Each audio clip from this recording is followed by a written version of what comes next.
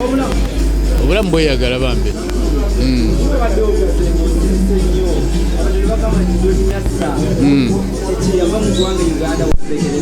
Ate ezo atali mukulembeze lwaki mba before nali ndabikawa we musirikidde nekisooka siri mukulembeze. That's the first thing. Secondly, people may call me a public figure, but it's not my thing. While I was trying to achieve my goals, people saw something in me and tagged along, whereby they got inspired and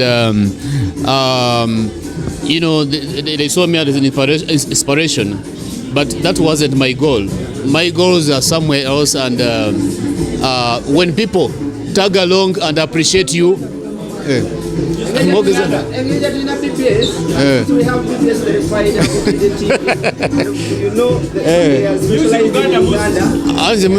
siri Muganda naye ngenda gezaako sigamba siri Muganda siri Muganda naye Oluganda sirutegeera bulungi ndowooza naye lwe nayogera lw'ebitulituli bagenda lutegeera. Mbadde ngamba obadde ombuuza nti mbuze nange nandiyagadde okubuuza mbuzeewa.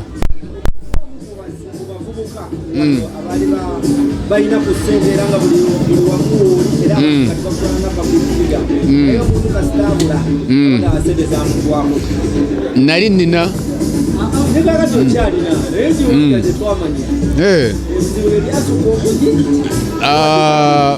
obuzibu muyinamu abanamawulire mwagala nnyo ku addressing abantu in form of sente.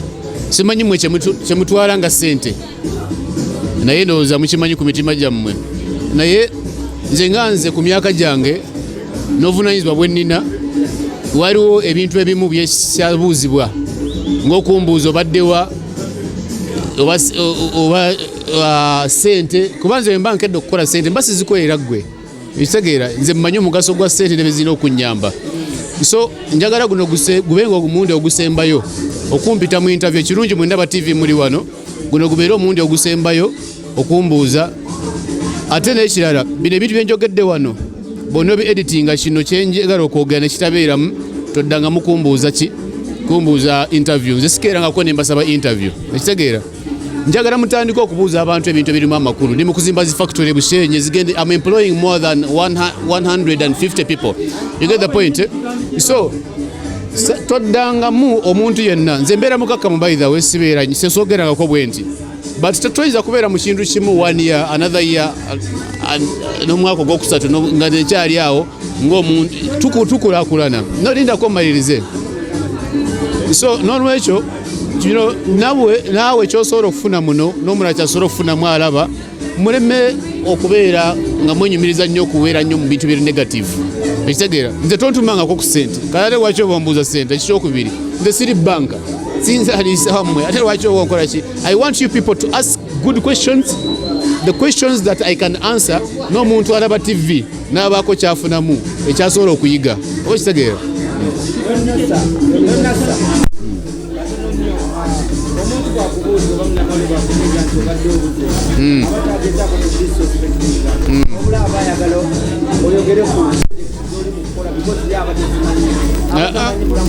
Munnange tuli bantu bakulu. Waliwo okubuuza projects oba waliwo okubuuza kyenkola. Ate lwaki tobuuzizza abantu bonna abali wano? Lwaki onsabye interview? What represents Don Nasser? Why do you pick interest in asking me questions? Because I don't earn anything in asking me questions. You get the point? Yes, you know why I'm talking like this? Because this whole thing must end. You must embrace people who are, doing good to the community. You get the point?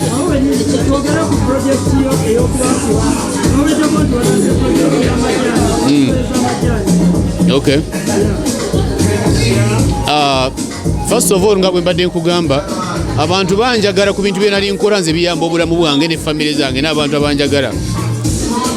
Naye ate nange have to give back to them, give love back to them, nga ina okubalaga omukwano. Naye si mukake, oba ekitega kyetegeeza. Naye nga bw'ogambye projects, ndi mu kuzimba factory ya Majani e Bushenyi. Si kintu nti nakedde n'engamba kanzimbe factory ya Majani. Ndi muntu muyivu, mmanyi nsooka kusoma ekintu. I started this business, nengikolako research, nendaba nga esobola okunnyamba ate neyamba n'abantu mu community yange. Nze nva Bushenyi ate saagala kujja wano kubeera mu Kampala nga bwe mumpita Nasser ate nga sina kyenkoledde abantu bewaffe. You get the point?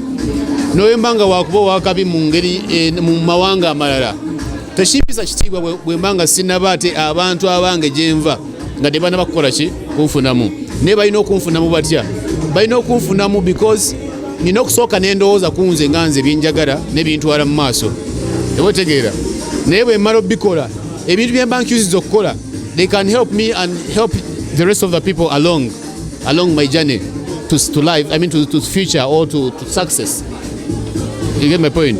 So factory Jenny Mukode Bushenyi is a tea factory and we are on the early stages right now, primary stages, but by the end of this year or mid next year tugenda kuba tumaliriza kuba factory kintu kitono ate egenda kubanga processing 120 kilograms of tea green leaf per day, and I'm going to be employing so far I'm employing because already have a nimiro which I may call gardens. Since 2019 I've been acquiring lands in that area, and the government some years back yagaba seedlings ngemaze okutegeera nti ettaka lye Bushenyi lyonna nga tebana batu dividing actually districts okuziteeka mu districts okuzidividing amu okuzongera mu districts endala. Waliyo Mitoma, waliyo Buwezu namba n'endala Shema naye nga zonna districts ezo their soil is good for tea producing. Naye government bwe yagabira abantu bano seedlings bagenda you find every family at the backyard nga omuntu alinayo garden ya tea. Naye amajani kintu kyotasobola kunoga ate n'otereka nti ogenda tutairinga enkya bwe lwokinoga olina okuba nga okitwalirawo mu factory. Naye obuzibu tuyina bwe nasanga nga tuyina Bushenyi ekyankakatako okutandika factory eno waliwo factory emu gye naliko Bushenyi nga abantu baleesa amajani gaabwe factory negagaana ate nga balina okugayiwa watasobola kugatereka nti ogatunda enkya gaba gagenda kufa. Kati nendaba nga there's raw materials in Bushenyi to benefit me to process and get money, also to help the outgrowers to do what? To also sell their raw materials. So ebyo byonna nga mbadde kugamba nti biva what do I want myself before okutegeera abantu kye baagala. Naye nkubiriza abantu bonna abasobola okubaako ekintu kyokola mu society nekikyusa obulamu bwo ate nekikyusa n'obulamu bw'abalala. Saagala nnyo ate gw'okole okusanyusa nnyo abantu. It's important okola ekikusanyusa oba ekyogenda benefitingamu, but in a long run kigenda benefitinga the rest of the people. You get? Yeah, so abamukyamu lwansonga nti okubuula nze sisanawusingangako nti nina wenzija ekyekisooka siri munabivulu nti nze ngenda ku stage nkube ngoma mujje musasule okundaba ekitegeera bw'obanga olinawo badde ondaba maybe we nali nkolera oba we nali nteera nnyo okugenda kiba personal nti gwe tondabawo ekitegeera. Naye okubula we have a lot of things we are doing. Nsobola n'okubula nga ngenze mu America, nsobola n'okugenda awantu wetalina kukugamba ekitegeera. Naye waliwo abantu nga mu bulamu you must inform a leader bw'oba wamuwa akalulu nga alina okubeera somewhere mu office ate nga tomulaba is not delivering, you must ask them where have you been, but you have no question whatsoever. Ate kati gombuuze mbaddewa ne mutabani wange mbuuze mbaddewa. Really, it does not make sense. No, I've never been in the business of showbiz. Can you remind me when I've been? Maybe I don't remember. No spending, I was spending on myself, and maybe if you see me give people some money, it's because they have asked me, or sometimes I feel like helping them. So stop misinterpreting these things. Don't misinterpret these things in a wrong way.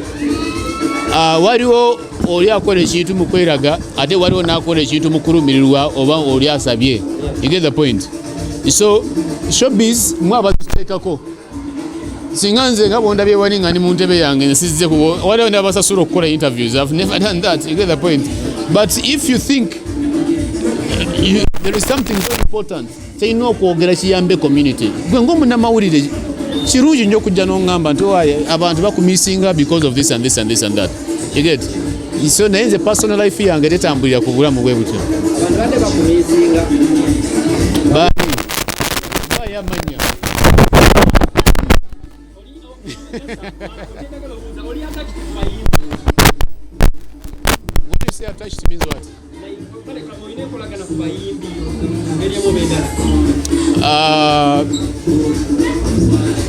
Ngabayimbi ki abayimbi bamanyi personally nti nali ku birthday katugambe on a birthday for say my relative or mine or for my kids and whatever I can nsobola okugamba omuyimba janyimbire naye nze sikeerangako ate nekirala waliwo n'abayimbi mikwano gyange personally nti oli mukwano gwange naye tekibesinga ku music gyakuba oba okitegeera bangi sijaboogerako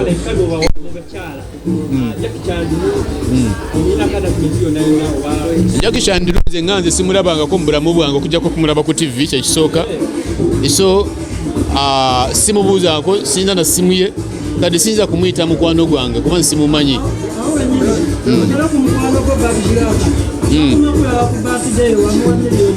yes kyali kirabo namuwa million 2 actually not 10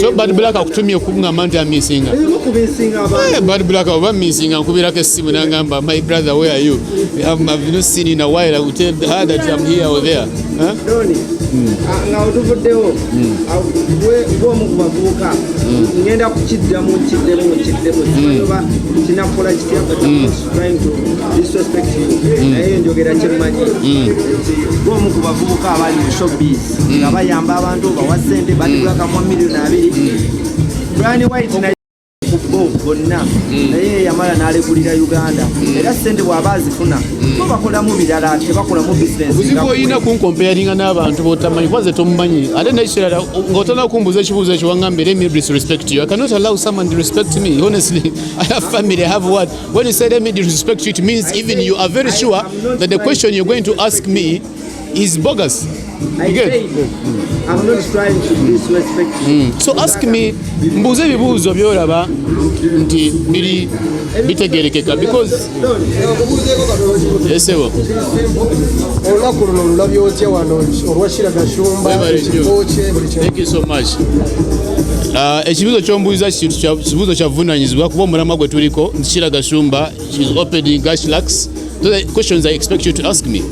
Okay, so tombuza Bad Black oba ani oba kiki toddangamu kumbuuza nze ebibuuzo bwe bityo ekiteba sibyagalira ddala you must recognize positive in people and the impact they have to society or make research and get to know the question you're supposed to ask me. You see we are omulamu okugenda mu maaso for instance I've just spent like more than 30 minutes here you're asking me relevant questions omulamu gwe tuliko I'm seated in someone's store omuntu ayinvitinze ayina store wano ayina byakola ebiyamba abantu n'omuwala omulala asobola okulabira wano abawala basinga bali mugononefu wano e Kampala you get the point ono y'omuwala akeera n'abeera mugundi mu baala n'akola emirimu gye mugimanyi okitegeera n'araisinga sente akoze emikwano akoze ekintu bwe kiti abawala abanjagala balabirewo bategeere that it's possible you get the point she doesn't have any bad record so anyway let me go back to your question because mbadde munyivu I'm tired of asking bogus questions you people. Ugandan media must understand the question to ask people and stop being locked up in Stone Age. So anyway, let me go to your question. Thank you so much. Olunaku olwaleero tulina ekyokuyiga ekitegeera fe abamu twayiga dda naye olunaku olwaleero njagala ekisinga omwana ow'obuwala nga munnauganda ategeere ono omuwala azze nga tumulaba ebbanga lyonna tuzze nga tumulaba Shira akulidde wano akoze buli kimu kyonna from younger age ndowooza mumumanyi but gwe kikuwa kyakuyiga ki okeera olwaleero ng'ono omwana akoze ekintu kino nze muyita mwana lwa nsonga nti mukwano gwange ali akyali muto siyinza kumuyita mukadde but what she has done it is a big inspiration totwagala bigambo itegeera that's why we try hard to work ebyo byakola kiri kye mbadde nkugamba nti akolera ye but at the same time kiyambamu n'abalala tosobola kukeera nti nze ndowooza ku bantu bokka you must first think also about you and your family and people who love you kitegeera so olunaku luno lundaze nti Shira samubulivingiramu wrongly. I did not believe in Sheila wrongly. She has made me proud. I'm proud of her. You get? Because everybody knows that Sheila is my friend. Nze nganze na mwana milioni 15 ekijja kikweka. Cause milioni 15 tezikoze edduuka lino. Era ne wenzanzi muwadde. Edduuka lyandibaddewo. But why did I do that? I did it to ensure that she understands that there are people out there who are appreciating her job and what she's doing. Era bintu byakola waliwo omulala bayinza kuba bonna era waliwo n'abatasobola naye singa baddayo ne barevising, how has Sheila done this? How has she done it? She's not immortal, she's a human being, you know. Naye when you go back and revise how she has been moving, how she has been intimidated. This is a lady, this is a girl that has been intimidated by many people, but she will always stand out and stands out for the truth, and what she thinks is right and what she thinks is wrong, she will just let it be. So chimpamu kya kuyiga ki? Nze nganze ekyokuyiga nkimanyi naye njagala naddala omwana w'obuwala afunemu ekyokuyiga nti ebintu byonna otandika mpola. Sinaba kufulayo omusajja nti owaye nti Sheila ali married, nti omusajja yamukwedde kino, naye ono Sheila azze from the beginning nga tumulaba nti akola wano, akoze kino, kuba akola bu adverts ku Snapchat ye n'omulaba n'agenda ne bamuhiringa mu buzz, n'agenda na representing era abeerawo. So with all that, nze ngamba nti abantu bangi nnyo e Uganda mulekeraawo bino the things okuzarawazarawo abantu, hatred etalina kubateeka anywhere. Omuntu waba akusingako tekitegeeza it's the end of the world. We are all young, we have time ahead of us. That time you can be better than Sheila. Sheila is not here to show you that she's better than anybody. You get? But she's here to do what she can because she has people who inspire her. We have seen those of Kylie Jenner's because they've been to, you know, they are rich, but not by mistake. You get? So n'olwekyo olunaku olwaleero lundaze nti omuntu gwena gwenateekamu birifu yange, I don't have a wrong friend. He's not a friend nti agenda kusabiriza buli kaseera nti, but she's hard working, amanyi sente weziva and she knows time counts. Obubaka bwempa Sheila buli nti ffe tetukomyawo, tujja muwagira paka mu buli kintu kyonna. Because for us we are one love. Sina kyenjagala ku Sheila wabula nze okubanga akola ebintu bino, twagala emikwano gyebiwe gityo. Bisaagala kubanga nzimba factory enkeera nga Sheila takyatona kumbuuzaako nga tasobola kundaba. You get the point? Because obulamu with time, when you are successful, automatically abantu bamu you distance yourself, it's automatic, you know. But kinsanyusiza nnyo nti nowembanga struggling somewhere, I know Sheila is also struggling somewhere and we're going to meet somewhere as friends. There's no kumara actually months without seeing her, but our friendship is genuine and is still there and it's going to be there for as long as bino byakola agenda bisigala nga abikola. Era bw'atabikola nange nimusanga mu bubiri jambo kwanja kuba busy, naye bw'anaaba nga akyali ku bino gwe naabiwulira nze nga nsobola era nange ngenda kumuwaayo contribution. Yes. Thank you.